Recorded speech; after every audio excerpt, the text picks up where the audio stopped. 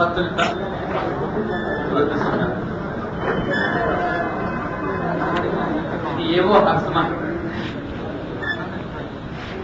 ఏవో హర్షమాన్ క్రమ పద్ధతిలో అభివృద్ధి చేశాడు. అయితే దీన్ని సపోర్ట్ చేసింది ఎవరు? Paul Streeten. Paul స్టేటన్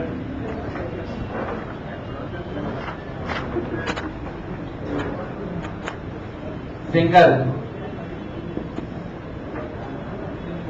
kindle burger,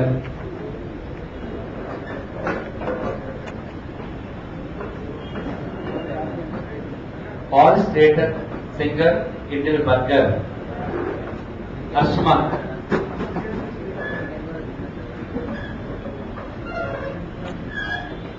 Paul Streeten, Singer, Kindleberger, Hirschman వంటి ఆర్థికవేత్తలు దీన్ని సమర్థించారు. అయితే దీనిని ఒక క్రమమైన పద్ధతిలో అభివృద్ధి చేసిన ఘనత మాత్రం ఎవరికి దక్కుతుంది? హర్షమాన్కే దక్కుతుంది. వీళ్ళందరూ దీన్ని సపోర్ట్ చేసినప్పటికీ దీన్ని ఒక సిస్టమాటిక్ మేనర్ లో అభివృద్ధి చేసింది మాత్రం హర్షమాన్. సంతులిత వృద్ధి సిద్ధాంతానికి భిన్నమైన సిద్ధాంతమే అసంతులిత వృద్ధి సిద్ధాంతం. మనం గ్రూప్ 2 సక్సెస్ అవ్వాలి. గ్రూప్ 2 సక్సెస్ అవ్వాలంటే పేపర్ 1, పేపర్ 2, పేపర్ 3 3 కూడా చదవాలి. 3 చదవాలని రేపు కోచింగ్ అయిపోయిన తర్వాత పేపర్ 3లో ఎకానమీ, పేపర్ 2లో హిస్టరీ, పాలిటీ, పేపర్ 1లో ఒక 6 సబ్జెక్టులు, మొత్తం 9 సబ్జెక్టులు. 9 సబ్జెక్టులు చదవాలని భావించి ఒక్కొక్క సబ్జెక్ట్ కి ఒక్కొక్క గంట కేటాయించి 9 గంటలకి 9 సబ్జెక్టులు చదివారనుకోండి, ఏమవుతుంది?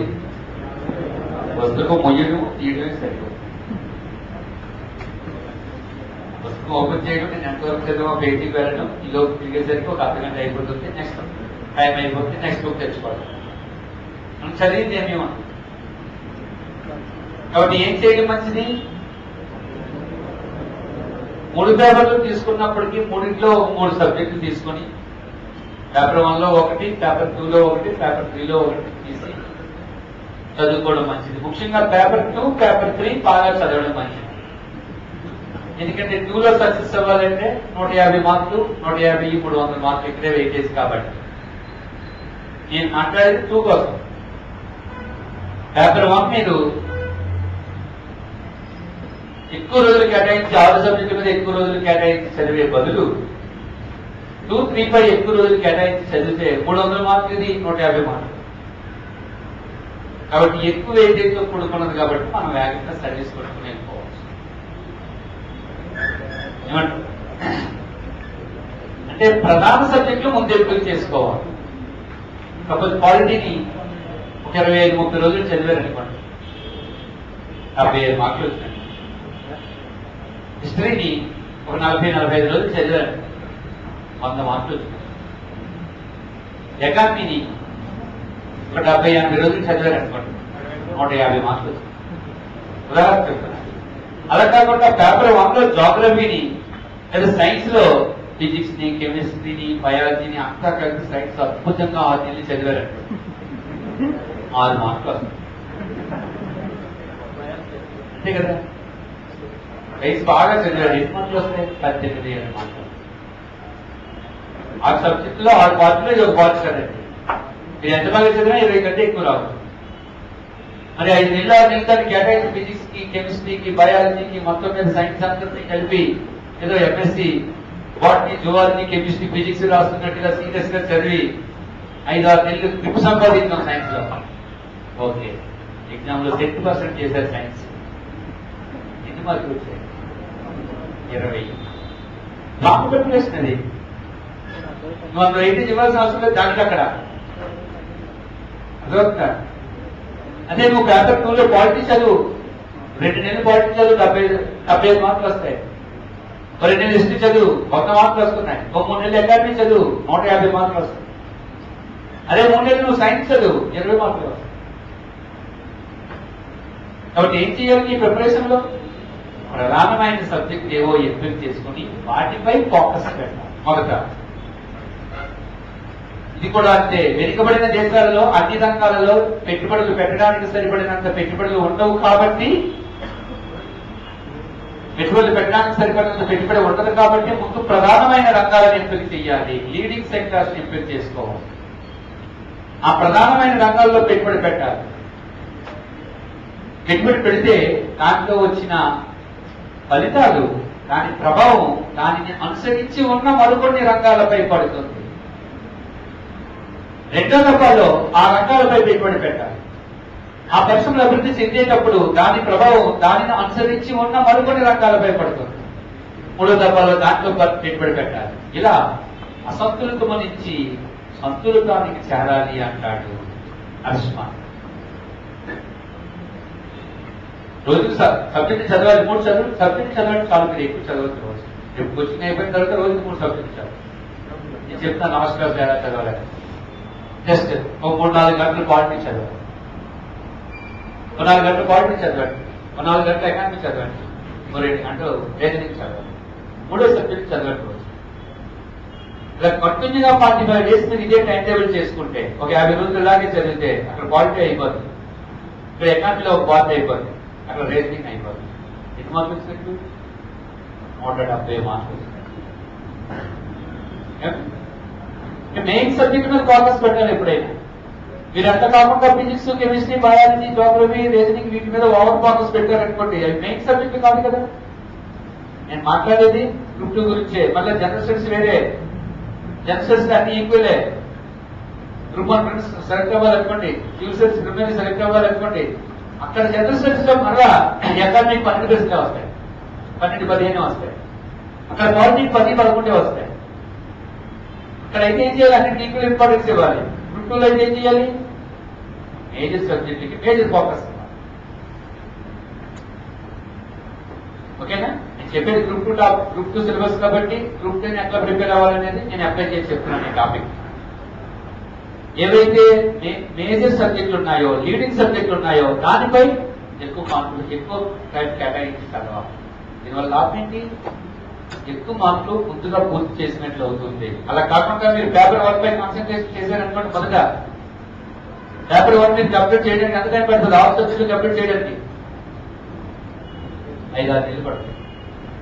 రాస్తే పేపర్ 1 అనేది సైన్స్ అదే సబ్జెక్ట్. అది పైగా సైన్స్ అంటే ఒక బాటనీ, జువాలజీ, ఫిజిక్స్, కెమిస్ట్రీ 4 కలిసి ఉన్నాయి. దీంతో science and technology 1,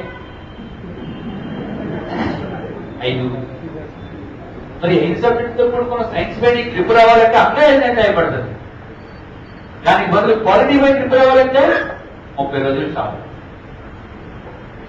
limited syllabus 75 మార్కులు. కాబట్టి మనం ఫస్ట్ దేని ప్రిపేర్ అవ్వడం మంచిది? ఇలా తక్కువ సిలబస్ ఉంటే ఎక్కువ మార్కులు వచ్చే సబ్జెక్ట్ ఏవైతే ఉంటాయో దానిపై ఫోకస్ పెట్టండి. అలా పెడితే లాభం ఏంటి? 2 నెలలు 3 నెలల్లో 200-300 మార్కులు ప్రిపరేషన్ అయిపోతే మీ కాన్ఫిడెన్స్ బిల్డప్ అవుతుంది. ఆ రెట్టించిన ఉత్సాహంతో మిగిలిన సబ్జెక్టులపై ఫోకస్ పెట్టచ్చు. అలా కాకుండా మొదటి మీరు సైన్స్ పెట్టుకున్నారనుకో, 3 నెలలు సైన్సే చదివారనుకో, నిరాశ వచ్చేస్తుంది. ఏంటి 3 నెలలు చదువుతున్న సబ్జెక్ట్ ఏమి పెరగటం లేదు, 20 మార్కులు సిలబస్ పూర్తి చేశాను, ఇప్పటికి ఇంకా మనకి 430 మార్కులు ఉన్నాయి, ఎప్పుడు పూర్తి అవుతుంది, మనం జీవితంలో ఇది సాధించలేమని డ్రాప్ అయిపోతుంది. మనకి ఆత్మవిశ్వాసం పెరగాలంటే ఎక్కువ మార్కులు ఉన్న సబ్జెక్ట్ ని టార్గెట్ పెట్టుకోవాలి. అలాగే ఎకానమీ టార్గెట్ పెట్టుకోవద్దు. మొదట ఆసక్తి దెబ్బతింది. ఈజీ పేపర్ ఏది? 2 పేపర్ కాన్సన్ట్రేషన్ చేయాలి. ఇది కూడా అంతే. వెనుకబడిన దేశాలలో అన్ని రంగాలలో ఏకకాలంలో పెట్టుబడి పెట్టలేదు కాబట్టి ఎంపిక చేసిన కొన్ని ప్రధాన రంగాలలో పెట్టుబడి పెట్టాలి. అవి అభివృద్ధి చెందే కొద్దీ దాని ప్రభావాలు దానిని అనుసరించి ఉన్న రంగాలపై ప్రసరిస్తాయి. 2వ దఫాలో దాంట్లో పెట్టుబడి పెట్టాలి. మళ్ళా అభివృద్ధి చెందే కొద్దీ దాని ప్రభావం మరికొన్ని రంగాలపై పడుతుంది. 3వ దఫాలో వాటిలో పెట్టుబడి పెట్టాలి. ఇలా అసంతులితం నుంచి సంతులితానికి చేరాలి. 3 సబ్జెక్టులు చదువుతూ అలా 5-6 నెలలకి ఏమవుతుంది? మొత్తం 2 సబ్జెక్టులు కంప్లీట్ అయిపోవాలి. అంటే అసంతులితం నుంచి సంతులితానికి వెళ్ళిపోయావు. ఇది కూడా అంతే. అసంతులితం నుంచి సంతులితానికి చేరవచ్చు అంటాడు ఏవో హర్ష.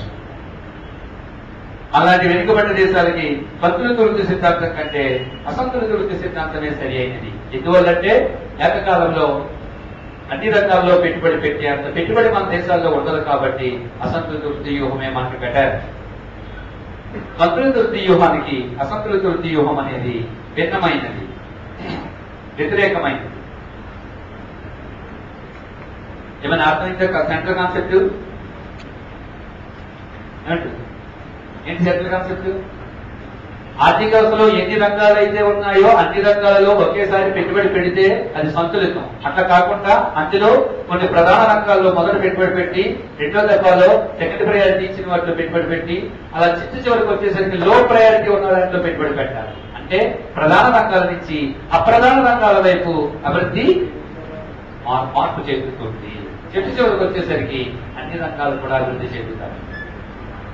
అంటే ఇక్కడ అభివృద్ధి అనేది కొన్ని ముఖ్యమైన రంగాల నుంచి వాటిని అనుసరించే రంగాల వైపు వెళ్తుంది. అర్సుమాన్ పెట్టుబడులను 2 రకాలుగా పేర్కొంది. అర్సుమాన్ పెట్టుబడుల్ని 2 రకాలుగా పేర్కొన్నాడు. ఒకటి ఎస్ఓసి పెట్టుబడులు, 2 డిపిఏ పెట్టుబడులు. ఒకటి ఎస్ఓసి పెట్టుబడులు, 2 డిపిఏ పెట్టుబడులు. ఎస్ఓసి పెట్టుబడులు అంటే ఏంటి? Social overhead capital. SOC full form social overhead capital, తెలుగులో స్థానిక అవస్థాపన పెట్టుబడులు. డిపిఏ అంటే directly productivity activity. Directly productivity activity ప్రత్యక్ష ఉత్పాదక పెట్టుబడులు. ఈ రెండింటికి డిఫరెన్స్ ఏంటి? ఎస్ఓసి పెట్టుబడులు అంటే విద్య, ఆరోగ్యము, విద్యుత్ శక్తి, నీటిపారుదల, రవాణా సదుపాయాలు, మార్కెటింగ్ సదుపాయాలు వంటి అవస్థాపన సదుపాయాల్లో పెట్టుబడి పెడితే దాన్ని ఎస్ఓసి పెట్టుబడులు అంటారు. TV industry, cloth industry, metal industry, bike industry, book industry వంటి పరిశ్రమలో పెట్టుబడి పెడితే వాటిని డైరెక్ట్లీ ప్రొడక్టివిటీ యాక్టివిటీస్ పెట్టుబడులు అని అంటారు. అంటే డైరెక్ట్ గా ఉత్పత్తినిచ్చే వాటిపై పెట్టుబడి పెడితే డిపిఏ, డైరెక్ట్ గా ఉత్పత్తిని ఇవ్వకుండా ఉత్పత్తినిచ్చే వాటికి అవసరమయ్యే వాటిపై పెట్టుబడి పెడితే దాన్ని ఎస్ఓసి అంటారు.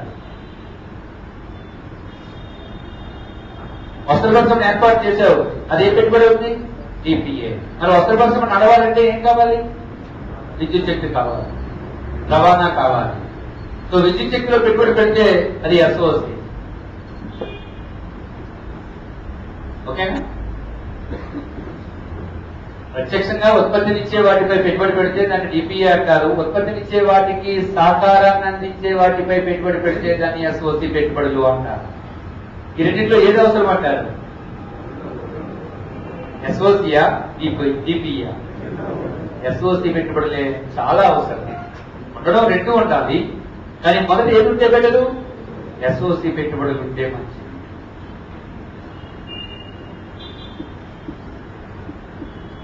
ఓకేనా? అస్మన్ అంటాడు, పెట్టుబడులు పెట్టేటప్పుడు ఎస్ఓసి ఆధిక్యత ద్వారా కానీ ఎస్ఓసి కొరత ద్వారా కానీ పెట్టుబడి పెట్టవచ్చు. ఎస్ఓసి ఆధిక్యత, ఎస్ఓసి కొరత.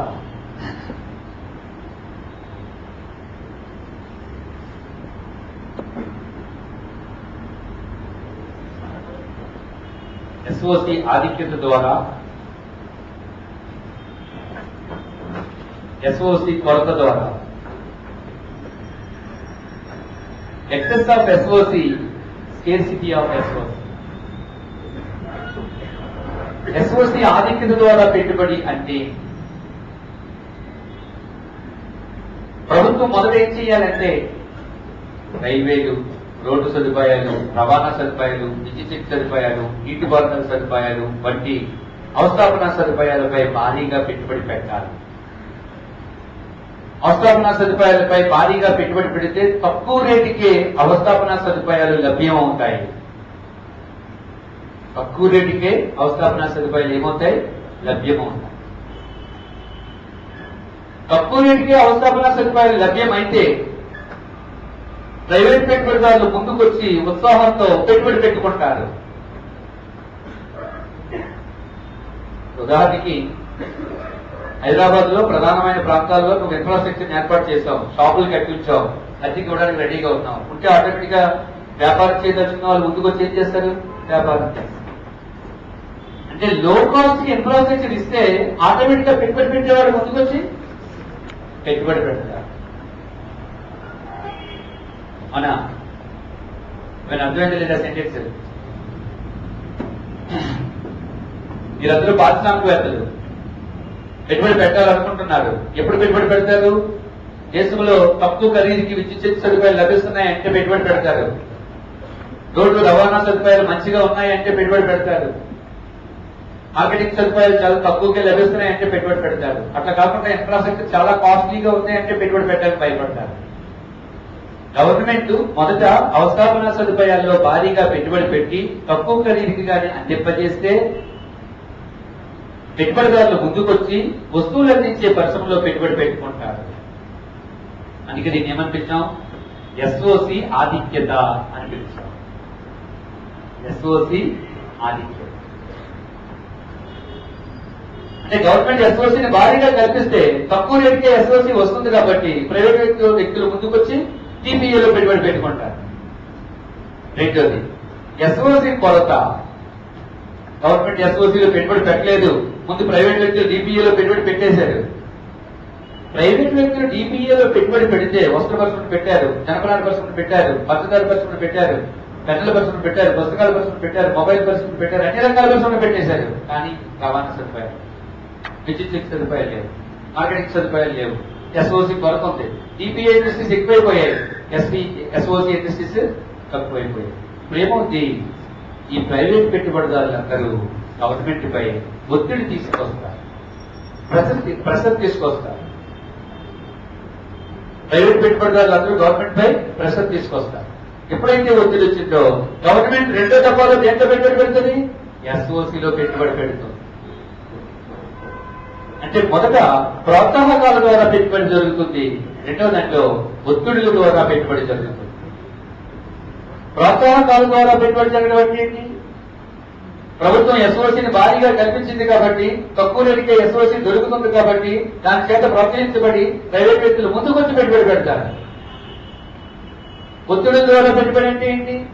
ముందు ప్రైవేట్ వ్యక్తులు డిపిఏలో పెట్టుబడి పెట్టారు, అవస్థాపన సదుపాయాలు పొరబడ్డాయి. దీంతో ప్రైవేట్ వ్యక్తులందరూ ప్రభుత్వంపై ఒత్తిడి తీసుకొచ్చారు. ఒత్తిడి తీసుకురావడంతో రెండో దఫాలో గవర్నమెంట్ ఎస్ఓసిలో పెట్టుబడి పెట్టింది. అంటే మొదటిది ప్రోత్సాహకాల ద్వారా జరిగే పెట్టుబడి, రెండవది ఒత్తిడుల ద్వారా జరిగే పెట్టుబడి. ఇలా పెట్టుబడులు రెండింటి ద్వారా దేని ద్వారానైనా చేయవచ్చు అంటాడు ఏవో హర్ష్మ.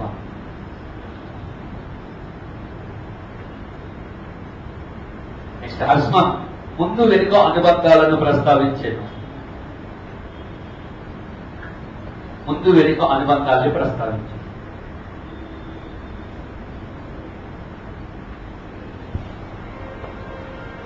Forward linkage, backward linkage.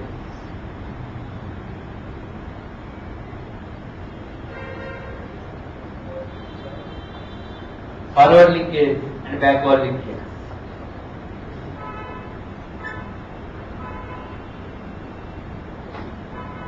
ముందు వెనుక అనుబంధాలు.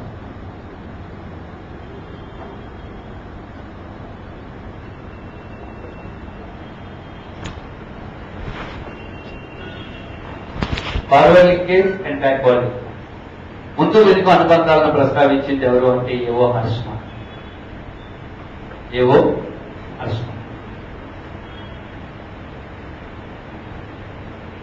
గతంలో చెప్పాను. ముందు అనుబంధము అంటే ఏంటి? ఒక పరిశ్రమ తయారు చేసిన ఉత్పత్తిని మరొక పరిశ్రమ ముడిసరుకుగా ఉపయోగించుకొని అభివృద్ధి చెందితే దానిని ముందు అనుబంధము అంటారు.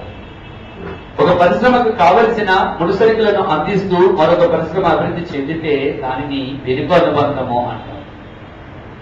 ముందు వెనుక అనుబంధాలు ఎక్కువగా ఉన్న పరిశ్రమ ఏది అంటే హర్ష్మన్ ఉద్దేశంలో ఇనుము ఉక్కు కర్మాగారం.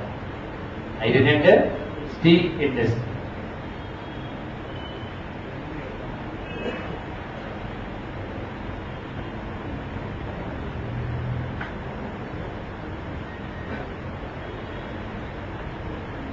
Iron and steel industry.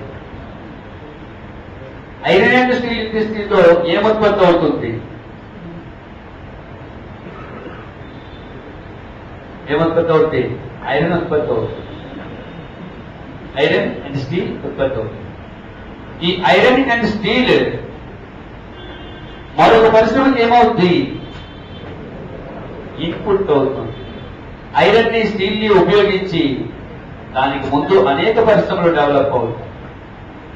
ఉదాహరణకి మెషినరీ, యంత్రాలు తయారు చేసే పరిశ్రమ డెవలప్ అవుతుంది, ఫ్యాన్లు తయారు చేసే పరిశ్రమ డెవలప్ అవుతుంది, నట్లు తయారు చేసే పరిశ్రమ డెవలప్ అవుతుంది, బోల్ట్లు తయారు చేసే పరిశ్రమ డెవలప్ అవుతుంది. ఐరన్ ఐటమ్స్ కు సంబంధించిన ఏవైతే ఉన్నాయో అవన్నీ డెవలప్ అవుతాయి. ఒక కర్మాగారం తయారు చేసిన ఉత్పత్తిని ముడిసరుకుగా ఉపయోగించుకొని మరొక కర్మాగారం ఏర్పడితే దానిని ముందు అనుబంధము అని పిలుస్తారు. Forward linkage. అట్లా కాక ఒక కర్మాగారం అభివృద్ధి చెందే కొద్దీ ఈ కర్మాగారానికి కావలసిన ఇన్పుట్స్ ని, అంటే ఉత్పత్తి కారకాల్ని అందిస్తూ మరొక కర్మాగారం డెవలప్ అయింది.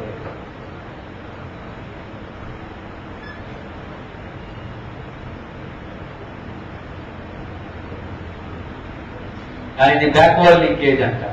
ఉదాహరణకి ఇనుము ఉక్కు కర్మాగారానికి బొగ్గు కావాలి. బొగ్గును తయారు చేసేది బొగ్గు పరిశ్రమ, కోల్ ఇండస్ట్రీ. ఇనుము ఉక్కు కర్మాగారం అభివృద్ధి చెందే కొద్దీ దానికి కావలసిన బొగ్గును అందిస్తూ వెనకాల బొగ్గు పరిశ్రమ అభివృద్ధి చెందుతుంది. బొగ్గు పరిశ్రమలో ఉత్పత్తి అయ్యేది బొగ్గు. ఈ బొగ్గు ఇనుము ఉక్కు కర్మాగారానికి ఉత్పత్తి కారకంగా దోహదపడుతుంది.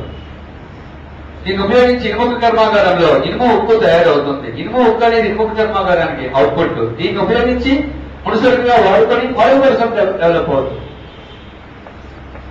ఒక పరిశ్రమ తయారు చేసిన ఉత్పత్తిని మరొక పరిశ్రమ ముడిసరుకుగా ఉపయోగించుకుని అభివృద్ధి చెందితే దాన్ని ముందు అనుబంధమని, ఒక పరిశ్రమకు కావలసిన ముడిసరుకుని అందిస్తూ మరొక పరిశ్రమ అభివృద్ధి చెందితే దాన్ని వెనుక అనుబంధం అని పిలుస్తారు. ముందు వెనుక అనుబంధాలు ఎక్కువగా ఉన్న పరిశ్రమ ఏది? ఇనుము ఉక్కు కర్మాగారం. ఏ పరిశ్రమకి ముందు వెనుక అనుబంధాలు ఎక్కువగా ఉన్నవో ఆ పరిశ్రమలో పెట్టుబడి పెట్టమంటాడు ఏవో హర్షం. ఏ పరిశ్రమకి ముందు వెనుక అనుబంధాలు ఎక్కువగా ఉన్నవో ఆ పరిశ్రమలో పెట్టుబడి పెట్టమంటాడు ఏవో హర్షం.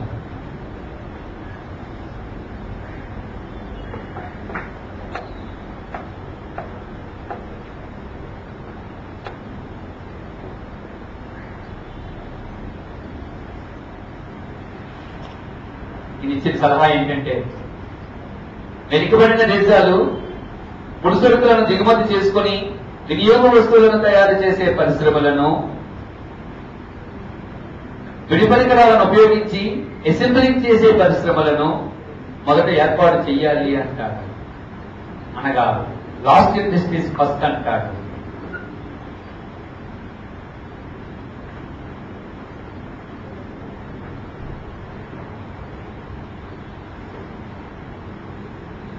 Last industries first. తుది పరిశ్రమలను మొదటిగా పెట్టాలి. తుది పరిశ్రమలు మొదటిగా పెట్టడం అంటే మనకి పారిశ్రామిక పిరమిడ్ ఉంటుంది.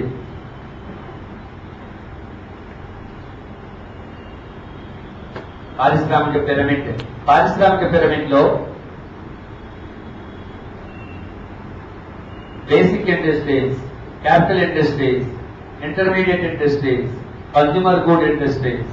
అగైన్ కన్జ్యూమర్ గుడ్ ఇండస్ట్రీస్ రెండు రకాలు: durable good industries, non durable good industries. పారిశ్రామిక పిరమిడ్ లో 4 రకాల పరిశ్రమలు ఉంటాయి. ఈ 4 రకాల పరిశ్రమల్లో శిఖరాగ్ర స్థాయిలో ఉన్న పరిశ్రమ ఏది అంటే బేసిక్ ఇండస్ట్రీస్, మౌలిక పరిశ్రమ. దాని దిగున క్యాపిటల్ గుడ్ ఇండస్ట్రీస్, దాని దిగున ఇంటర్మీడియట్ గుడ్ ఇండస్ట్రీస్, దానికి దిగున కన్జ్యూమర్ గుడ్ ఇండస్ట్రీస్ అని ఉంటాయి. కన్జ్యూమర్ గుడ్ ఇండస్ట్రీస్ మాత్రం 2 రకాలు: డ్యూరబుల్స్ తయారు చేసేది, నాన్ డ్యూరబుల్స్ తయారు చేసేది.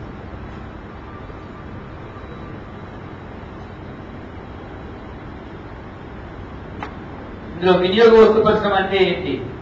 మానవుడు కోరికలను ప్రత్యక్షంగా తీర్చే వస్తువులను తయారు చేసే పరిశ్రమలను వినియోగ వస్తు పరిశ్రమలు అని పిలుస్తారు. కన్స్యూమర్ గుడ్ ఇండస్ట్రీ అంటే. రెండోది ఇంటర్మీడియట్ గుడ్ ఇండస్ట్రీ అంటే ఏంటి? ఇంటర్మీడియట్ గుడ్ ఇండస్ట్రీ అంటే వినియోగ వస్తువులను తయారు చేసే పరిశ్రమలకి ముడి పదార్థాలను అందించే పరిశ్రమలను ఇంటర్మీడియట్ గుడ్ ఇండస్ట్రీ. మూడవది మూలధన వస్తు పరిశ్రమలు అంటే. మూలధన వస్తు పరిశ్రమలు అంటే యంత్రాలను తయారు చేసే పరిశ్రమలను మూలధన వస్తు పరిశ్రమలు. ఐదు బేసిక్ ఇండస్ట్రీ అంటే ఇందులో ఏ పరిశ్రమ పెట్టాలన్నా ఇనుము కావాలి, సిమెంట్ కావాలి, బొగ్గు కావాలి, రసాయనాలు కావాలి. ఇలా ఏవైతే మౌలికంగా కొన్ని పరిశ్రమలు ఉన్నాయో ఆ పరిశ్రమల్ని బేసిక్ ఇండస్ట్రీస్ అంటే. అంటే పారిశ్రామిక పిరమిడ్ లో టాప్ మోస్ట్ పొజిషన్ లో ఏమున్నాయి? Basic industries. బాటమ్ లో ఏమున్నాయి? Consumer good industries. Consumer good industries.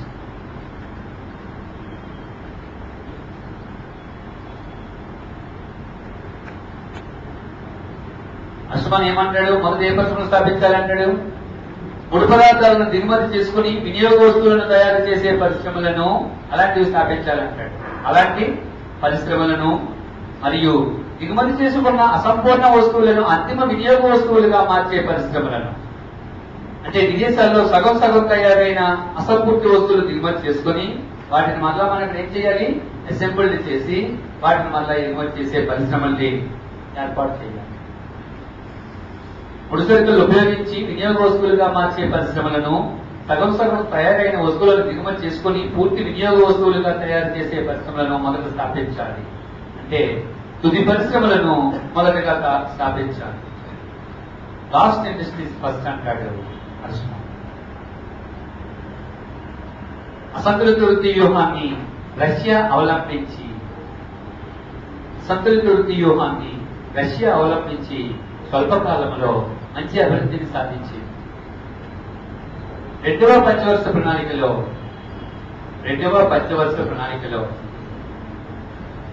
అసంతులిత వృత్తి వ్యూహాన్ని ఇండియా అవలంబించింది. రెండవ పంచవర్ష ప్రణాళికలో అసంతులిత వృత్తి వ్యూహాన్ని ఇండియా అవలంబించింది.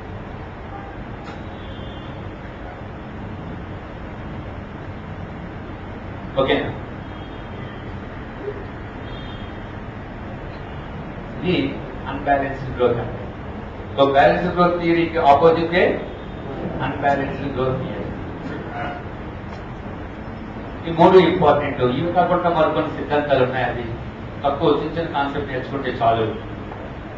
అందులో ఒకటి critical minimum effort.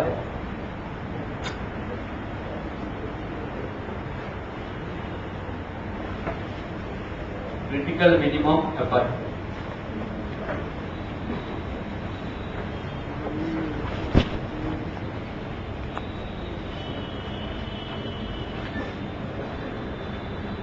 Leibenstein, Harvey Leibenstein.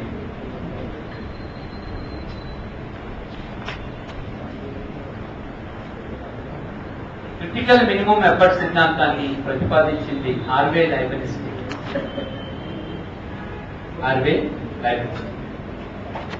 ఈయన రచించిన గ్రంథం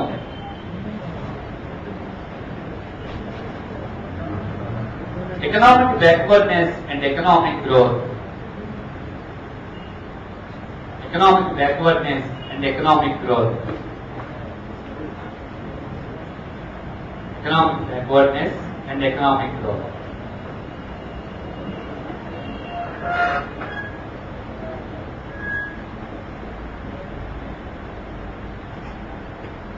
Okay. Economic backwardness and economic growth.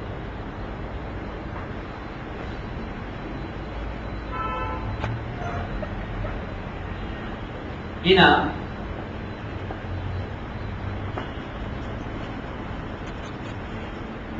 జనాభా, పెట్టుబడి, ఆదాయం మధ్య సంబంధాన్ని చెప్పాను. జనాభా, పెట్టుబడి, ఆదాయం మధ్య సంబంధాన్ని చెప్పాను. జనాభా పెరిగే కొద్దీ తలసరి ఆదాయం ఏమవుతుంది? ఏమండి? తగ్గుతుంది. పెట్టుబడి పెరిగే కొద్దీ తలసరి ఆదాయం ఏమవుతుంది? పెరుగుతుంది. జనాభా పెరిగే కొద్దీ తలసరి ఆదాయం తగ్గుతుంది. పెట్టుబడి పెరిగే కొద్దీ తలసరి ఆదాయం పెరుగుతుంది. అనగా ఒకటి ఇన్కమ్ ని డిప్రెస్ చేసే ఫ్యాక్టర్ ఏది? ఇన్కమ్ ని డిప్రెస్ చేసే ఫ్యాక్టర్ జనాభా. మరొకటి ఇన్కమ్ ని జనరేట్ చేసే ఫ్యాక్టర్ ఏది? జనరేట్ చేసే ఫ్యాక్టర్ పెట్టుబడి అనేది జనరేట్ చేస్తుంది. మరి ఆర్థిక వృద్ధి జరగాలి అంటే ఆదాయాన్ని నిరోధించే కారకమైన జనాభా కంటే ఆదాయాన్ని పెంచే కారకమైన పెట్టుబడి ఎక్కువ ఉండాలి. అప్పుడే ఆర్థిక వృద్ధి జరుగుతుంది. ఆర్థిక వృద్ధి జరగాలి అంటే ఆదాయాన్ని నిరోధించే కారకమైన జనాభా పెరుగుదల కంటే ఆదాయాన్ని పెంచే కారకమైన పెట్టుబడి పెరుగుదల ఎక్కువ ఉన్నప్పుడే ఆర్థిక వృద్ధి అనేది జరుగుతుంది. ఎందుకంటే ఒకటి డిప్రెస్ చేస్తుంటది, ఒకటి జనరేట్ చేస్తుంది. డిప్రెస్ చేసే కారకం కంటే జనరేట్ చేసే కారకం ఎక్కువ. మనకి చదవాలని అనుకున్నప్పుడు కొన్ని నిరాశపరిచే శక్తులు ఉంటాయి, కొన్ని చదవాలని ఎంకరేజ్ చేసే శక్తులు ఉంటాయి. అనే కదా, ఎవరికి అంత 100% ఇంట్రెస్ట్ గా చదవాలని అనిపించదు. కొంచెం బాధతోనే చదువుతారు చదివేటప్పుడు మొదలుపెట్టి. ఈ టైంలో మనకి చదవచ్చు అని ప్రోత్సహించే శక్తులు కొన్ని ఉంటాయి. నిద్ర రావచ్చు, బయట ఏదో ఫంక్షన్ ఉండవచ్చు, కొత్త మూవీ రావచ్చు, ఫ్రెండ్తో బయటకు తిరగాలని అనుకోవచ్చు. ఇవన్నీ చదవచ్చు అని చెప్పే శక్తులు. చదవాలి అని చెప్పే శక్తులు కొన్ని ఉంటాయి. ఏంటి చదవాలి అని చెప్పే శక్తులు? రైస్ చూస్తే పెరిగిపోతుంది, సెటిల్మెంట్ రావట్లేదు, తల్లిదండ్రులు చాలా డబ్బులు అప్పు చేసి మనల్ని పంపించారు, వేల పెట్టి కోచింగ్ తీసుకున్నాం, అందరూ మనం కోచింగ్ తీసుకుంటున్నాం అని ప్రజలందరూ గుర్తిస్తున్నారు, మనం కాన్సెప్ట్ సర్వీస్ లేకపోతే అదొక అవమానం. ఇవన్నీ మనం చదవాలి అని ప్రోత్సహించే శక్తులు మనకి. ఏమంటారు అంటే వద్దు అని చెప్పే శక్తులు కొన్ని ఉన్నాయి, చదువు అని చెప్పే శక్తులు కొన్ని ఉన్నాయి. నువ్వు ఆ టైంలో చదువుతున్నావు అంటే అర్థం నిన్ను ప్రోత్సహించే శక్తులు బలంగా ఉన్నాయి అని. అట్లా కాకుండా తిరుగుతున్నావు అంటే అర్థం నిరుత్సాహపరిచే శక్తులు నీలో ఎక్కువ ఉన్నాయి అని. ఇది కూడా ఇన్కమ్ డిప్రెసింగ్ ఫ్యాక్టర్ కంటే ఇన్కమ్ జనరేటింగ్ ఫ్యాక్టర్ స్ట్రాంగ్ గా ఉండాలి. ఇన్కమ్ డిప్రెసింగ్ ఫ్యాక్టర్ కంటే ఇన్కమ్ జనరేటింగ్ ఫ్యాక్టర్ స్ట్రాంగ్ గా ఉండాలి. అలా స్ట్రాంగ్ గా ఉన్నప్పుడే ఆర్థిక వృద్ధి జరుగుతుంది. ఆదాయాన్ని తగ్గించే కారకమైన జనాభా వృద్ధి రేటు కంటే ఆదాయాన్ని పెంచే కారకమైన పెట్టుబడి వృద్ధి రేటు ఎక్కువగా ఉన్నప్పుడే ఈ దేశాలు అభివృద్ధి చెందుతాయి. అంటే ఒక కనీస పరిమాణంలో పెట్టుబడిని పెట్టాలి. ఈ కనీస పరిమాణంలో చేసే పెట్టుబడినే కనీస కృషి సిద్ధాంతము అని అంటారు. Minimum effort theory. Minimum effort theory. ఈ కనీస స్థాయిలో చేసే పెట్టుబడినే కనీస కృషి సిద్ధాంతము అని అంటారు. ఈ పెట్టుబడి ఏం చేస్తుంది? మన పేదరికపు విశ్వలయాలను తగ్గిస్తుంది. పేదరికపు విశ్వలయాలను తగ్గించి ఆదాయం పెంచడానికి దోహదపడే పెట్టుబడే minimum effort, critical minimum effort.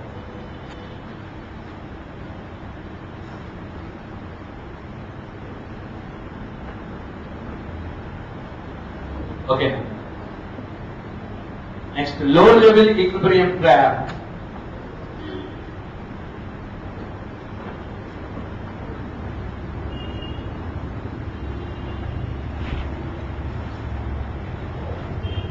లో లెవెల్ ఈక్విలిబ్రియం ట్రాప్ నెల్సన్.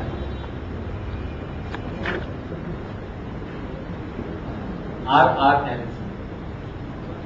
అల్పస్థాయి సమతౌల్య స్తంభన అంటున్నాం తెలుగులో. అల్పస్థాయి సమతౌల్య స్తంభన.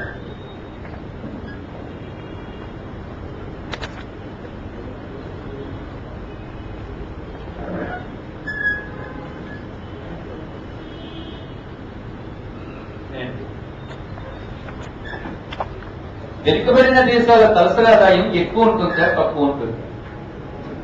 తక్కువగా ఉంటుంది. వీళ్ళ తలసరి ఆదాయం దేనికి సరిపోతుంది అంటే వారి జీవనాధార స్థాయికి మాత్రమే సరిపోతుంది.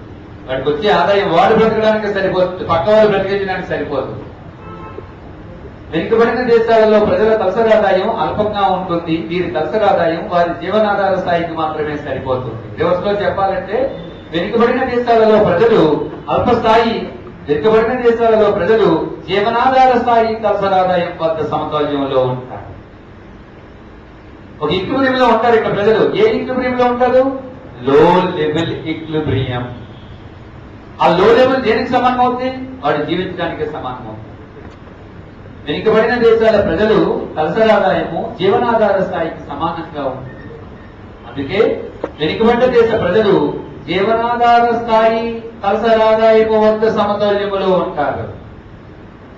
ఇక్కడ పొదుపు పెట్టుబడి తక్కువగా ఉంటాయి. వెనుకబడిన దేశాల్లో ప్రజల పొదుపు కానీ పెట్టుబడి కానీ తక్కువగా ఉంటాయి. కాబట్టే తలసరి ఆదాయం కూడా తక్కువగా ఉంటుంది. ఆ తక్కువ తలసరి ఆదాయం వద్దే వాళ్ళు సమతౌల్యంలో ఉంటారు.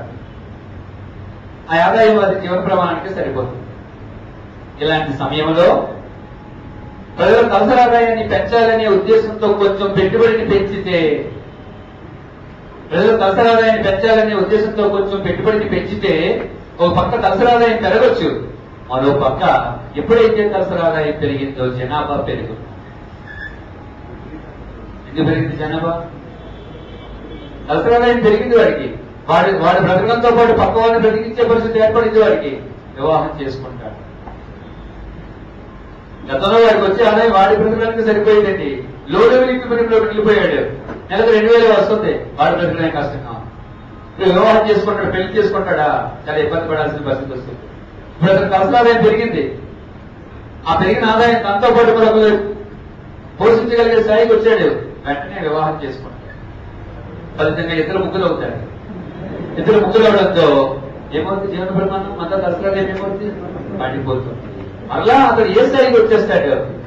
ఆ పూర్వపు జీవనాధార స్థాయి తలసరి ఆదాయం వద్దకే వచ్చేస్తాడు. కామన్ కదండి. మీకు 22 సంవత్సరాలు మంచి ఉద్యోగం వచ్చింది అనుకోండి, మొన్న 2 years హ్యాపీగా ఎంజాయ్ చేసి 24లోనే 25లోనే వివాహం చేసుకుంటారు. కొంతమంది 21లో ఉద్యోగం వస్తే ఎందుకు వేస్ట్ చేసుకోవడం 22లోనే చేసుకుంటారు. లేదు మీ సర్వీస్ లేట్గా వచ్చింది, 26లోనే 28లోనే వచ్చింది, ఏమవుతుంది? వివాహం లేట్ అవుతుంది, 28, 29 చేసుకుంటాం. లేదు 3 దశకాల తర్వాత ఉద్యోగం వచ్చింది, ఇంకా లేట్ అవుతుంది. అంటే నీ ఎంప్లాయ్మెంట్ బట్టి నీ వివాహం ఆధారపడదు. 21, 22 ఉద్యోగం వస్తే బ్యాక్ మ్యారేజ్ చేసుకుంటున్నాం. 28లో వస్తే లేట్ అవుతుంది. 30, 33లోకి వస్తే ఇంకా లేట్ అవుతుంది. కొంతమంది అడ్వైస్ కంపెనీలు కూడా ఉంటారు, 35, 40 కూడా చేసుకుంటారు. వేరే సల్మాన్ ఖాన్ నువ్వు రాహుల్ గాంధీని తీసుకుంటేరా? రాహుల్ గాంధీని పక్కన పెడితే సల్మాన్ ఖాన్ ఇచ్చి పెళ్లి కొడుకు, ఆయనకి పెళ్లి. కాబట్టి వెనుకబడిన దేశాలలో ప్రజల తలసరి ఆదాయము, వెనుకబడిన దేశాలలో ప్రజల తలసరి ఆదాయం తక్కువగా ఉంటుంది. వీరి తలసరి ఆదాయం వారి జీవనాధారానికే సరిపోతుంది. రివర్స్ లో చెప్పాలంటే వెనుకబడిన దేశాలలో ప్రజలు జీవనాధార స్థాయి తలసరి ఆదాయము వద్ద సమతౌల్యములో ఉంటారు. వీరి ఆదాయాన్ని పెంచడానికి ప్రభుత్వం ఏమైనా చర్యలు చేపడితే ఒకవైపు తలసరి ఆదాయం పెరుగుతుంది, ఇంకోవైపు జనాభా పెరుగుతుంది. జనాభా పెరగడం వల్ల మరలా వారి తలసరి ఆదాయము జీవనాధార స్థితికే వచ్చేస్తుంది. అనగా ఆ అల్పస్థాయి తలసరి ఆదాయము అనే సమతౌల్యములో చిక్కుకుపోతారు. అల్పస్థాయి తలసరి ఆదాయ సమతౌల్యం అనే ట్రాప్ లో చిక్కుకుంటారు. దీన్ని లో లెవెల్ ఈక్విలిబ్రియం ట్రాప్ అని పిలుస్తారు. ఈ ట్రాప్ నుంచి వారిని బయటికి తీసుకురావాలంటే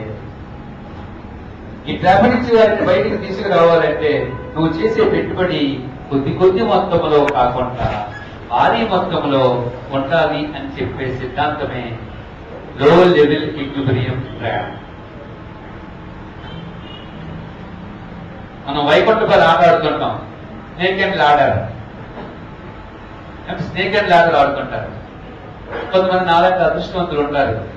వీళ్ళు ఇలా అప్పుడప్పుడు పైకి వెళ్తూ ఏదో బాగున్నట్లో పడి మళ్ళీ అక్కడికే వచ్చేస్తారు. ఎప్పుడు చూసినా 4 అంకె దగ్గరే ఉంటాడు వాడు. మిగతా వాళ్ళందరూ ఆట కంప్లీట్ అయిపోయి ముందుకు వెళ్ళిపోతుంటారు. వీడు మాత్రం ఎప్పుడు ఆ 4 దగ్గరే ఉండిపోతారు. ఎందుకంటే ఏవో 2-3 అంకెలతో పైకి వెళ్ళి 2 నిచ్చెలు ఎక్కిన ఒక పెద్ద బాగున్నట్లో పడి మరలా మొదటి లైన్కి వచ్చేస్తారు. అంటే ఎక్కడ అయిపోయింది వీడు? ఆ లో లెవెల్ ఈక్విలిబ్రియం ట్రాప్ లో చిక్కుకుపోయాడు. ఇప్పుడు వాళ్ళు బయటకు తీసుకురావాలంటే వాడు వేసే డైస్ పెద్ద పెద్దగా ఉండి వాడికి అనుకూలంగా ఉంటారు. వాడు వేసే డైస్ ఎలా ఉండాలి? నెంబర్కి మంచి నెంబర్కి పడి వాడికి అనుకూలంగా ఉండాలి. అప్పుడే వాడు పై స్థాయికి వెళ్తాడు. లేదంటే వాడు మళ్ళా పూర్వ స్థాయికి వస్తాడు. ఇది కూడా అంతే. సో వెనుకబడ్డ దేశాలలో ఆ అల్పస్థాయి తలసరి ఆదాయ సంస్థల నుంచి బయటికి తీసుకురావాలంటే ప్రభుత్వం చేసే పెట్టుబడులు ఎలా ఉండాలి? భారీగా ఉండాలి. నెక్స్ట్ దీని తర్వాత unlimited supply of labour. Unlimited supply of labour.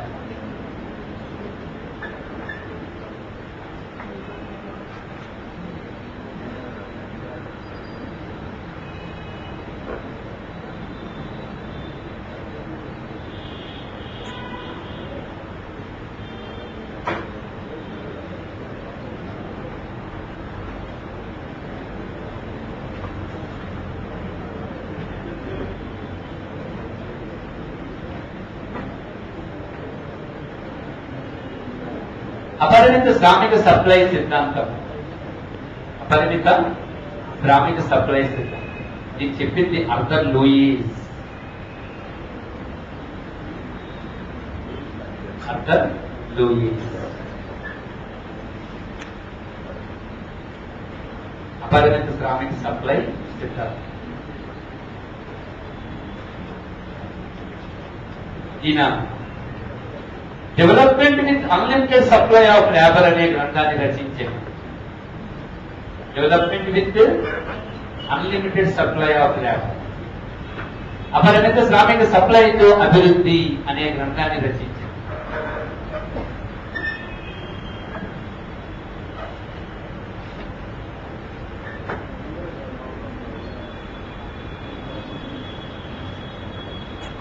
Okay, last time 2011 group 2 question paper లో దీనిపై ప్రశ్న వచ్చింది. డైరెక్ట్ క్వశ్చన్ ఇచ్చాడు.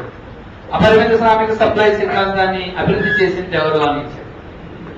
Lewis, Arthur Lewis. దీని సిద్ధాంతం శ్రామిక మిగులుపై ఆధారపడి ఉంది.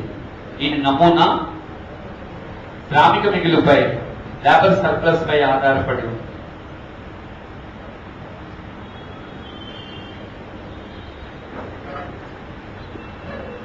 ఈయన అంటాడు, వెనుకబడిన దేశాల్లో శ్రామిక సప్లై విస్తారంగా ఉంటుంది, అపరిమితంగా ఉంటుంది, చాలా ఉంటుంది. ముఖ్యంగా వ్యవసాయ రంగంలో వీళ్ళు ఎక్కువ మంది కనబడతారు. సొంత వ్యాపారం చేసే దుకాణాల్లో ఎక్కువ మంది కనబడతారు. వ్యవసాయ రంగంలో ప్రచన్న నిరుద్యోగం ఉంటుంది అని చెప్పుకున్నాం మనం. అలాగే సొంత వ్యాపారం చేసే దుకాణాల్లో కూడా ఒకటి చేసే పని ఇద్దరు ముగ్గురు నలుగురు పని చేస్తూ ఉంటారు. అంటే వ్యవసాయ రంగంలోనూ సొంత వ్యాపార దుకాణాల్లోనూ అపరిమిత శ్రామిక సప్లై ఉంటుంది. వీరు తక్కువ రేటుకే పని చేయడానికి సిద్ధపడతారు. తక్కువ రేటుకే పని చేయడానికి సిద్ధపడతారు. అంటే వారిని తీసుకొచ్చి వేరే రంగంలో పెడితే తక్కువ వేతనం ఇచ్చినా they are ready to do. ఆ పని చేయడానికి వారు సిద్ధపడతారు. ఓకే, వెనుకబడిన దేశాలలో వ్యవసాయ రంగంలో ప్రచన్న నిరుద్యోగులు ఎక్కువ ఉంటారు. సొంత వ్యాపార దుకాణాలలో కూడా ప్రచన్న నిరుద్యోగులు ఎక్కువ ఉంటారు. దీన్నే అపరిమిత శ్రామిక సప్లై అని పిలిచారు. ఇక్కడ శ్రామిక సప్లై చాలా ఎక్కువ ఉండడం వల్ల తక్కువ వేతనాలకే పనిచేయడానికి వీరు సిద్ధపడతారు. లూయిస్ ప్రకారం ఆర్థిక వ్యవస్థలో 2 రంగాలు ఉంటాయి. ఒకటి జీవనాధార వ్యవసాయ రంగము, 2 ఆధునిక పెట్టుబడిదారీ రంగం.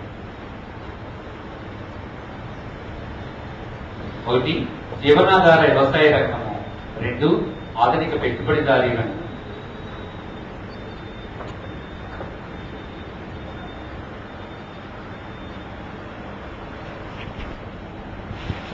ఒకటి జీవనాధార వ్యవసాయ రంగము, 2 ఆధునిక పెట్టుబడిదారీ రంగం.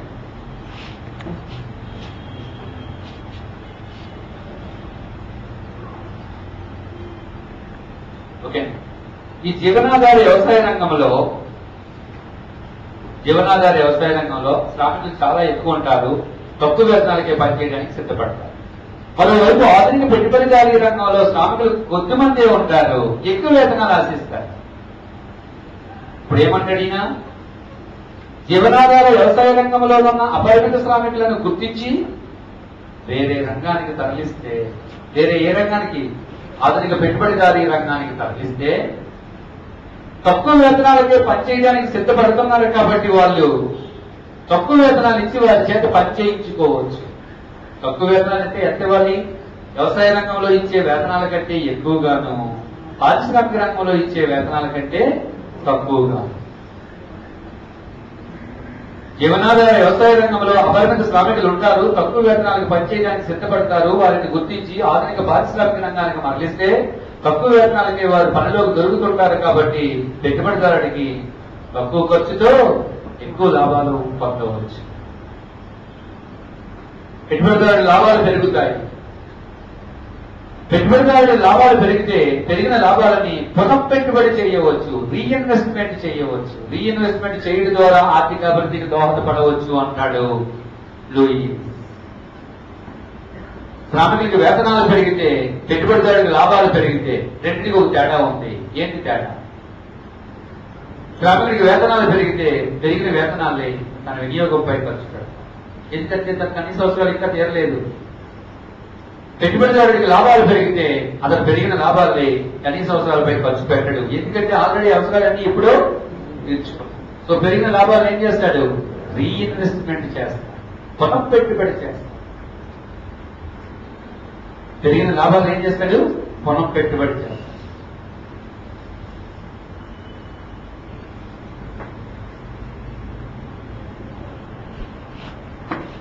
ఓకే. ఈ విధంగా గ్రామీణ ప్రాంతాలలో ఉన్న అపరిమిత శ్రామికులను గుర్తించి వారిని పట్టణ రంగము లేదా పారిశ్రామిక రంగానికి తరలించి తక్కువ వేతనాలు ఇచ్చి పని చేయించుకొని ఎక్కువ లాభాలు సంపాదించి సంపాదించిన లాభాలు తిరిగి పునఃపెట్టుబడి చేయడం ద్వారా ఆర్థిక అభివృద్ధికి దోహదపడవచ్చు అన్నాడు ఆర్థర్ లూయిస్. నేను మీ గతంలో చెప్పాను, ప్రచండ నిరుద్యోగం చెప్పేటప్పుడు Shrimati Joan Robinson, Arthur Lewis, doctor Nurkse ఈ ముగ్గురు కూడా ఏం చెప్పారు? ప్రచండ నిరుద్యోగులు దేశ ఆర్థిక అభివృద్ధికి ఉపయోగించుకోవచ్చు అని చెప్పారు. నర్స్ ఒకలా చెప్పాడు, లూయిస్ మరొక యాంగిల్లో చెప్పాడు. నర్స్ ఏమని చెప్పాడు? వ్యవసాయ రంగంలో ఉన్న నిరుద్యోగులు వేరే రంగాలకు తరలిస్తే వారిలో ఉన్న నిజ పొదుపుని మనం మూలధన కల్పనకి ఉపయోగించుకోవచ్చు అన్నాడు. ఈయనేమంటాడు? అపరిమితంగా ఉన్న శ్రామిక సప్లైని పరిశ్రమలకు తరలిస్తే తక్కువ వేతనాలు ఇచ్చి పనిచేయించుకోవచ్చు కాబట్టి లాభాలు పెరుగుతాయి, లాభాలు తిరిగి పునః పెట్టుబడి చేయవచ్చు అంటాడు అక్కడ. ఇది లూయిస్ యొక్క theory of unlimited supply of. Next దీని తర్వాత backward effect and spread effect. Backward effect and spread effect.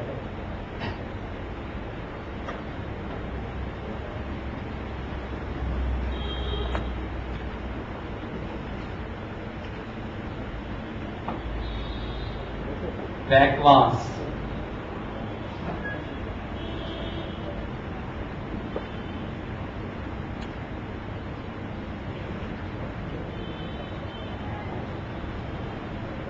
Backwards effect and spread effect.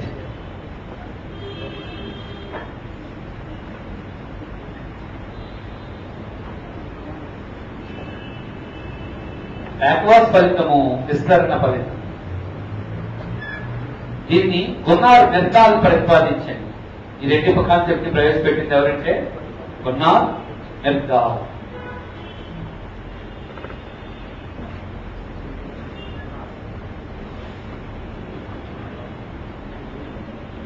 గున్నార్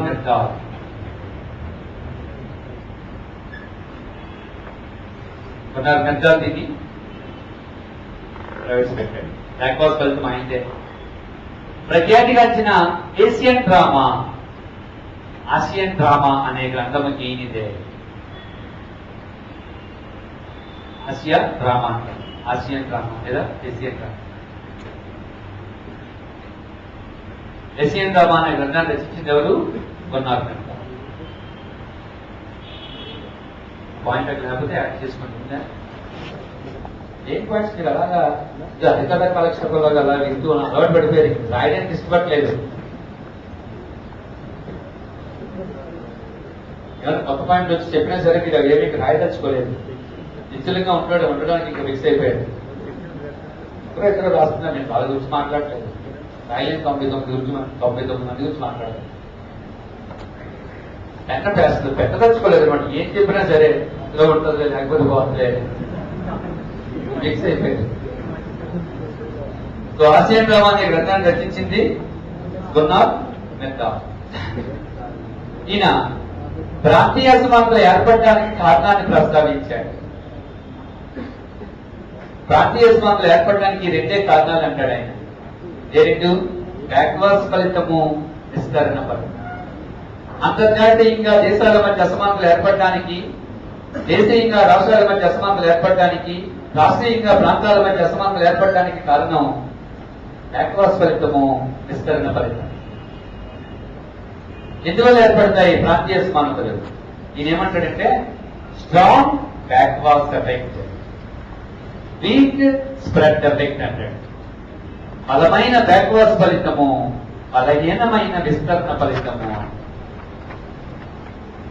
strong backwards effect, weak spread effect. దీనివల్లే ప్రాంతీయ అసమానతలు వస్తాయి అంటాడు. అసలు ముందు బ్యాక్వర్డ్స్ ఎఫెక్ట్ అంటే ఏంటి, స్ప్రెడ్ ఎఫెక్ట్ అంటే? బ్యాక్వర్డ్స్ ఫలితం అంటే ఏదైనా ఒక ప్రాంతము అభివృద్ధి చెందేటప్పుడు ఈ ప్రాంతం యొక్క ప్రభావం ఇరుపక్కల ప్రాంతాలపై అనుకూలంగా ఉండవచ్చు, ప్రతికూలంగా ఉండవచ్చు. అవునా కదా? ఒక ప్రాంతం అభివృద్ధి చెందేటప్పుడు, ఈ ఇంట్లో అన్నదమ్ములు ఉన్నారు, అన్నదమ్ములు ఉన్నప్పుడు అన్నయ్య అభివృద్ధి చెందుతుంటే దాని ప్రభావం తమ్ముడిపై అనుకూలంగా ఉండవచ్చు, ప్రతికూలంగా ఉండవచ్చు. అనుకూలంగా ఎలా ఉంటుంది? మా అన్నయ్య మంచిగా డెవలప్ అవుతుండు, తనకంటే ఇంకా నేను మంచిగా డెవలప్ అవ్వాలి, నేను ఇంకా పేరుని కంటిన్యూ చేయాలి అని ఆతృత రావచ్చు తమ్ముడికి. అది పాజిటివ్ ఇంపాక్ట్. అన్నీ బాగా డెవలప్ అవుతుంటే నేను అన్ని చోట్ల ఎట్లా ఉన్నట్టు ఎందుకు పనికి రాకుండా పోతున్నా, పనికి వాళ్ళు ఎలా అని తిడుతుంటారు జనాలు. దీనివల్ల కొందరు ఫ్యామిలీ వాడితే ద్వేషభావాన్ని పెంచేసుకొని నెగిటివ్ థాట్స్ పెంచేసుకుంటాడు వాడు. అది నెగిటివ్ ఇంపాక్ట్. ఓకేనా? ఇదే విషయాన్ని ప్రాంతానికి అప్లై చేయండి. ఒక ప్రాంతం అభివృద్ధి చెందుతుంటే దాని ప్రభావం దాని చుట్టుపక్కల ప్రాంతాలపై పాజిటివ్ గా ఉండొచ్చు, నెగిటివ్ గా ఉండొచ్చు. ఓకేనా? పాజిటివ్ గా ఉండొచ్చు, నెగిటివ్ గా ఉండొచ్చు. నెగిటివ్ గా ఉంటే అది బ్యాక్వర్డ్స్ ఫలితము, పాజిటివ్ గా ఉంటే అది విస్తరణ ఫలితం. నెగిటివ్ గా ఉంటే బ్యాక్వర్డ్స్ ఫలితము, పాజిటివ్ గా ఉంటే విస్తరణ ఫలితం. మళ్ళా చెప్తున్నాను, ఒక ప్రాంతం అభివృద్ధి చెందేటప్పుడు ఈ అభివృద్ధి చెందే ప్రాంతము ఇరుపక్కల ప్రాంతాలలో గల నైపుణ్యం కలిగిన యువతను, మూలధనాన్ని, సాంకేతిక పరిజ్ఞానాన్ని తన వైపు ఆకర్షిస్తుంది. ఇలా ఆకర్షించడం వల్ల ఇరుపక్కల ప్రాంతాలు వెనకబడతాయి. దీన్నే బ్యాక్వర్డ్స్ ఫలితము అని అంటారు. ఏమైనా అర్థమైంది? ఏమి రాయలేదంటే మాత్రం రాయడం మొదలు పెట్టట్టు. బ్యాక్వర్డ్స్ ఫలితం అంటే ఏం చెప్పాను? ఏదైనా ఒక ప్రాంతం అభివృద్ధి చెందేటప్పుడు ఈ అభివృద్ధి చెందే ప్రాంతము తన చుట్టుపక్కల ప్రాంతాలలో గల టాలెంటెడ్ పీపుల్ అందరినీ, పెట్టుబడిదారులందరినీ తన వైపు ఆకర్షిస్తుంది. ఇలా ఆకర్షించడం వల్ల ఏమవుతుంది? ఈ ప్రాంతం రోజు రోజుకి డెవలప్ అవుతుంది. ఎక్కడి నుంచి అయితే ఈ వనరులు వచ్చేసాయో ఆ ప్రాంతం వెనకబడుతుంది. సహజం అది. హైదరాబాద్, సికింద్రాబాద్ నగరాలు అభివృద్ధి చెందే కొద్దీ చుట్టుపక్కల టాలెంటెడ్ పీపుల్ అందరూ పనిచేయడానికి ఎక్కడికే వచ్చారు. ఫలితంగా ఇది డెవలప్ అయింది, అవి వెనకబడ్డాయి. సపోజ్ మహబూబ్ నగర్ చూడండి, హైదరాబాద్, రంగారెడ్డి అభివృద్ధి చెందే కొద్దీ మహబూబ్ నగర్ ఆ పరిసర ప్రాంతాల్లో టాలెంటెడ్ పీపుల్ అందరూ ఇక్కడికి వచ్చి సెటిల్ అయ్యారు, ఎక్కడికి వచ్చి డెవలప్ అయ్యారు. అక్కడ పెట్టుబడి పెట్టే వాళ్ళందరూ ఇక్కడికి వచ్చి పెట్టుబడి పెట్టారు. ఫలితంగా ఇది డెవలప్ అయింది, అది వెనకబడి. ఏదైనా కావచ్చు, ఎట్లయినా కావచ్చు, ఈ పరిస్థితి వాస్తవమే. ఒక ప్రాంతం రోజు రోజుకి డెవలప్ అవుతుంటే దీని ప్రభావం దాని ఇరుపక్కల ప్రాంతాలపై పడుతుంది. డెవలప్ అయ్యే ప్రాంతం చుట్టుపక్కల ఉన్న టాలెంటెడ్ పీపుల్ అందరినీ తన వైపు అట్రాక్ట్ చేసుకుంటుంది. నైపుణ్యం గల యువత అంతా ఇక్కడికే వచ్చేస్తుంది ఉపాధి కొరకు. ఈ సామర్థ్యాలు ఇక్కడే ఉపయోగిస్తారు. ఫలితంగా ఈ ప్రాంతం రోజు రోజుకి డెవలప్ అవుతుంది, ఆ ప్రాంతం వెనకబడిపోతుంది. అట్లాగే పెట్టుబడిదారులు కూడా డబ్బున్న వాళ్ళందరినీ ఈ ప్రాంతం ఆకర్షిస్తుంది. వాళ్ళందరూ వచ్చి ఇక్కడే పెట్టుబడి పెడతారు. ఫలితంగా ఆ ప్రాంతాలు వెనకబడతాయి, ఈ ప్రాంతం అభివృద్ధి చెందుతుంది. ఏ ప్రభావం ఇది? బ్యాక్వాస్ ఫలితం. ఇక రెండోది స్ప్రెడ్ ఎఫెక్ట్ అంటే ఏంటి? విస్తరణ ప్రభావం అంటే, విస్తరణ ప్రభావము అంటే ఒక ప్రాంతం అభివృద్ధి చెందేటప్పుడు దీని ప్రభావం ఇరుపక్కల ప్రాంతాలపై ప్రతికూలంగానే కాకుండా అనుకూలంగా కూడా పడవచ్చు. అనుకూలంగా ఎలా పడుతుంది? ఈ ప్రాంతాలు అభివృద్ధి చెందే కొద్దీ ఇక్కడ అప్పటికే సాచురేషన్కి వచ్చేస్తే తర్వాత దశలో ఏమవుతుంది? ఇక్కడ పెట్టుబడి పెట్టడానికి బదులు అవుట్స్కట్స్కి వెళ్ళి పెట్టుబడి పెడతారు. ఇప్పుడు అదే జరుగుతుంది రంగారెడ్డి జిల్లా, మహబూబ్ నగర్ జిల్లా, మెదక్ జిల్లా. హైదరాబాదు సాచురేషన్కి వచ్చేసింది. ఇక్కడ ఇంటి నిర్మాణం లేదు, ఇక్కడ ఎంట్ల స్థలాలు లేవు, ఇక్కడ పెద్ద పెద్ద వెంచర్లు ఇక్కడ స్టార్ట్ చేయలేదు, పెద్ద పెద్ద ఇండస్ట్రీస్ ఇక్కడ స్టార్ట్ చేయలేదు, ఖాళీ లేదు అసలు ఇక్కడ. అందుకే ఇప్పుడు న్యూ కన్స్ట్రక్షన్స్ కానీ న్యూ ఎస్టాబ్లిష్మెంట్స్ కానీ ఎక్కడ జరుగుతున్నాయి? మెదక్ అవుట్స్కట్స్ లో, రంగారెడ్డి అవుట్స్కట్స్ లో, మహబూబ్ నగర్ అవుట్స్కట్స్ వెళ్ళి జరుగుతుంది. అంటే సిటీకి అవుట్స్కట్స్ లో జరుగుతుంది. అంటే ఈ ప్రాంతం డెవలప్ అయ్యేటప్పుడు దీని ప్రభావం ఇరుపక్కల ప్రాంతాలపై పాజిటివ్ గా కూడా ఉంటుంది. ఇక్కడ పెట్టుబడిదారులు ఇక్కడ కాస్ట్ ఆఫ్ ప్రొడక్షన్ ఎక్కువ అవడంతో పక్కకు వెళ్ళి పెట్టుబడి పెట్టవచ్చు. కాలేజీ పెట్టేవాడు ఇక్కడ భూమి లేకపోవడంతో చివరికి వెళ్ళి కాలేజీ పెట్టవచ్చు. పరిశ్రమ పెట్టేవాడు ఇక్కడ ఖాళీ లేకపోవడంతో చివరికి వెళ్ళి పరిశ్రమ పెట్టవచ్చు. అంతేనండి. అంతేకాకుండా ఒక ప్రాంతం అభివృద్ధి చెందేటప్పుడు ఈ ప్రాంతం ఎలా అభివృద్ధి చెందింది, ఇక్కడ పెట్టుబడి ఎలా పెడుతున్నారు, వీళ్ళు అవలంబించే విధానాలు ఏంటి మొదలైన విషయాలన్నింటినీ తెలుసుకొని ఆ ప్రాంతవాసులు కూడా అట్లా చేయవచ్చు. అంటే దీని ప్రభావం ఇరుపక్కల ప్రాంతాలపై పాజిటివ్ గానే ఉంటుంది, నెగిటివ్ గానే ఉంటుంది. నెగిటివ్ గా ఉంటే బ్యాక్వాస్ ఫలితము, పాజిటివ్ గా ఉంటే స్ప్రెడ్.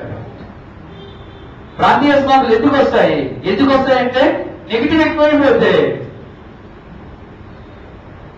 జరుగుతుందా? స్ట్రాంగ్ బ్యాక్వాస్ ఎఫెక్ట్ అంటే వీక్ స్ప్రెడ్ ఎఫెక్ట్. ఒక ప్రాంతం అభివృద్ధి చెందేటప్పుడు అభివృద్ధి చెందే ప్రాంతం ఇరుపక్క ప్రాంతాల నుంచి ధనవంతుల్ని, టాలెంటెడ్ పీపుల్ని, నైపుణ్యం కలిగిన వ్యక్తుల్ని, పెట్టుబడిదారుల్ని, సాంకేతిక పరిజ్ఞానాన్ని తన వైపు ఆకర్షించే కొద్దీ ఈ ప్రాంతం డెవలప్ అవుతుంది, ఆ ప్రాంతం వెనకబడిపోతుంది. అంటే బ్యాక్వర్డ్ ఫలితం ఎక్కువైపోయింది. స్ప్రెడ్ ఎఫెక్ట్ ఎలా ఉంది? కొంచెమే ఉంది. ఈ ప్రాంతం అభివృద్ధి చెందే కొద్దీ దీని యొక్క అనుకూల ప్రభావం ఆ ప్రాంతంపై కొంచెమే ఉంది. వచ్చిన అనుకూల ప్రభావం తక్కువ, ప్రతికూల ప్రభావం ఎక్కువ. అది ఎప్పుడైనా ప్రాంతీయ సమానతలు ఉండాలంటే ఏం జరగాలి? ఏది ఎక్కువ ఉండాలి? స్ట్రాంగ్ స్ప్రెడ్ ఎఫెక్ట్ ఉండాలి, వీక్ బ్యాక్వాస్ ఎఫెక్ట్ ఉండాలి. అలా కానీ ఉంటే ప్రాంతీయ అసమానతలు తగ్గుతాయి అంటాడు గున్నార్ నేత. సో అంతర్జాతీయ అసమానతలు ఏర్పడడానికి, ప్రాంతీయ అసమానతలు ఏర్పడడానికి కారణాలు రెండు. ఒకటి బ్యాక్వాస్ ఫలితము, రెండు విస్తరణ ఫలితం. బలమైన బ్యాక్వాస్ ఫలితం ఉంటే ప్రాంతీయ అసమానతలు పెరుగుతాయి, బలమైన విస్తరణ ప్రభావాలు కానీ ఉంటే ప్రాంతీయ అసమానతలు తగ్గుతాయి అంటాడు గున్నార్. ఓకేనా?